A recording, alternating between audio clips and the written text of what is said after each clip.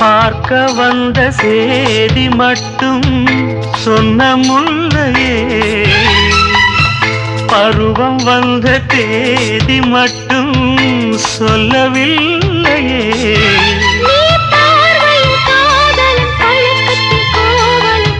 சொல்லவில்லையே. உன்னை தொட்ட தென்றல் இன்று என்னை தொட்டு சொன்னதொரு சேதி, உள்ளுக்குள்ளே ஆசை வைத்து தள்ளி தள்ளி போவதென்ன நீதி?